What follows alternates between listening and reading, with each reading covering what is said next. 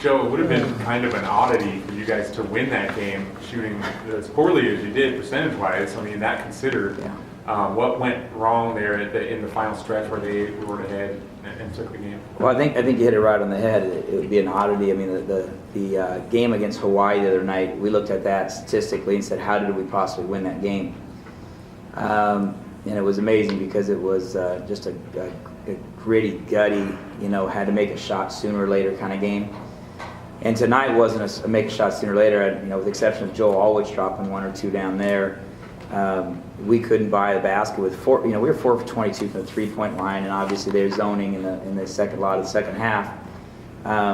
We had a great game out of Michael Bolden in Fort Wayne. We had a great game in overtime out of Reese Morgan. And those are our two guards that really got to be able to knock down some shots for us.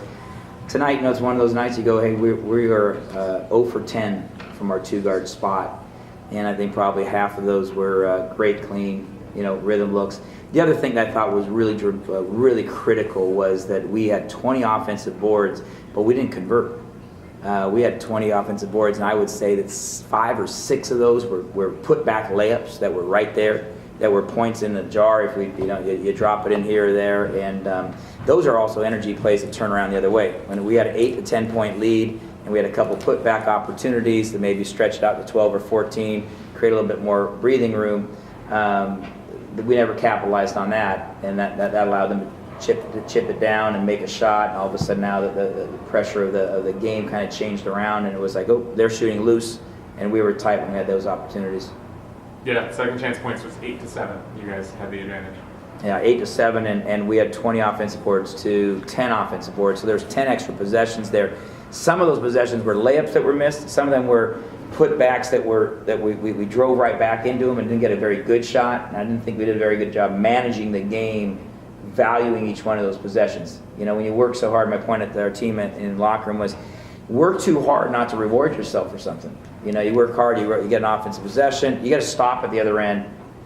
You get an offensive set at this end, you get an offensive board at this end, and then we didn't necessarily capitalize. Well, we did capitalize at a fair rate. We had 2-to-1 opportunities and end up with 1 extra point on there. I think that came down to being the difference in the game. Yeah, and you kind of said this earlier with the comments about Morgan and Bolden, but David Nawala said the conference teams in the first 2 matchups have scouted him better than the non-conference teams. Absolutely. Have. So who else do you need to step up scoring if teams are going to play him to the point where he can't have 14 points a game? Yeah, well, I think the issue is always, constantly the chess match. It kind of goes on throughout this season. If guys are going to play this way, then we make a little adjustment to that. We put guys in different positions. Maybe put David on the block. You put him at the high post. You get other guys that are going to be in different parts of the court. I think Joel Allwich stepped up a little bit, gave us a few buckets. Joel led us in scoring tonight, I believe.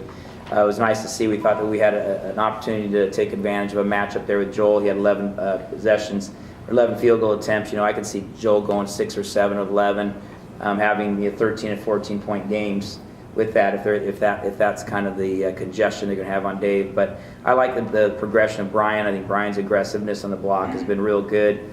Dave's going to have to continue to make adjustments as people scouted out there, and then looking at opportunities to kind of get a little spark off the bench with Ridge and Anthony Silvestri or Alex getting a basket here or there too.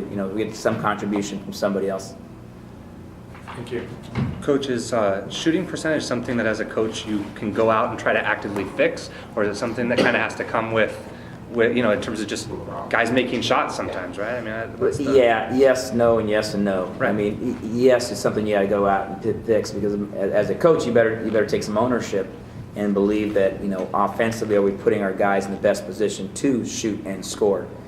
The thing that we always like to remind everybody, though, is that you got to remember there's 13 guys on the other side that have scholarships and coaches, and they're trying to stop us. And so you look at that, and you look at what our defense did, and holding them to 20 points in the first half, and holding them to 37%. What were there in the first half? 36, 37. So I thought we did a nice job holding them down, but at the same time we got to turn around.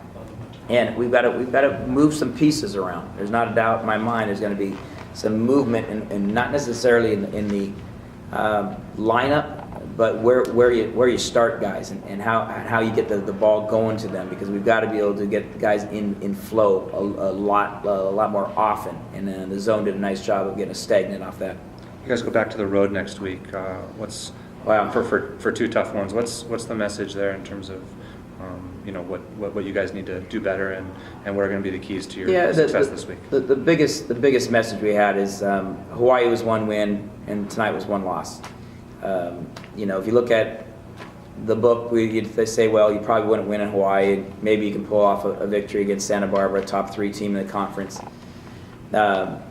We try not to, it's hard because as great as that Hawaii win felt, a tough loss to your rival is usually 3 to 4 times. A bad loss hurts, the kids 2 or 3 times. The coaches 4, 5, 6, 7. I think the head coach, my ratio is about a 7-to-1 ratio. It takes 7 good wins to make up about 1 bad loss. So those really hurt. They really hurt. But they only get hurt for 24 hours. You're not allowed as a coach or a leader to worry about anything but more than, hey, that's over. I mean, my job tomorrow morning is to watch the film. My job Monday is to prepare for it.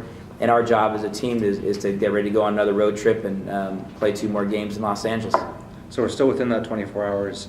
Do you feel like you guys missed an opportunity tonight, holding them to 50 points? Oh, absolutely. I mean, anytime you think that you can be on your home court and hold somebody to 50 points and be ahead at half, a great opportunity that was missed there to try to get a conference win at home. At the same time, Hawaii's probably thinking we stole the victory from them. I mean, so it never goes by the book. The only reason this game is enjoyable, it's reality TV. Nobody knew what the result of the game was going to be. Halfway through the game, you think you have an idea, 2/3 of the way, and then ultimately it turns out to be a switcheroo, and all of a sudden we lose a lead, and they come back and knock down some shots, and you go, wow, I didn't see that coming. But that's why it's entertaining, and that's why it cuts our heart out many times too, is because it's not a sitcom that has the ending that we always want. It's athletics, and that's what the great part about it, and that's what the joy of coaching and the agony of defeat, as the old Sports Illustrated is. That's where we're at today. Can you briefly address how full Mott was? Maybe now you guys are getting used to just a full house every time you come out here at the crowd support. I made a comment the other day. I'm not sure exactly who it was that we talked to, but the comment was that if you look in the last 5 years of Central Coast, Santa Barbara has gone to the NCAA tournament 2 times, and Cal Poly's gone 1 time. And we're talking about 3 of the last 5 years, Central Coast basketball has represented, the Big West in the Big Dance. And that's great for college basketball. That's great for Central Coast basketball. You're looking at guys that get drafted to the NBA, and Orlando Johnson playing for Santa Barbara. James Nunley's been playing. I think that Big Al Williams has a chance. So we're getting to see high-level players. I think our talent levels continue to improve and get guys. Chris Eversley was here tonight. He's playing pro ball overseas. And that crowd is becoming a college basketball crowd. We're becoming, the attendance and the feeling of watching an exciting game night after night. Long Beach State coming up, and teams that are going to be in here when Irvine, and we sell it out and there's television. I'm so proud to be part of it. I'm proud to be part of an emerging culture of basketball and the rivalry. And we went down there last year and beat them on their home court. They came up here and beat us the last game. We go down there and we beat them in the playoff game to go to the Big West. They come back up here and they beat us. It's a good old-fashioned battle, and I think that's what we want. If it's not unpredictable, then nobody really enjoys a rivalry. And it's heated, it's intense, it's unpredictable, and Coach Williams and I know the value of that. We know that how important this is for college basketball, and we embrace that completely. And you look out there, you walk out there, and you can't see a seat. There's not an open seat in the place, and it hurts. It hurts not to deliver them their food. It's like, hey, this is it's right here on a platter, and give it to them. But I also know we got a lot of people that support us and understand that's part of the gig. You got to be able to take the good with the bad. Coach, saw Josh Martin on the end of the bench tonight. Can you talk about how he got here and what kind of a player he is, kind of long term?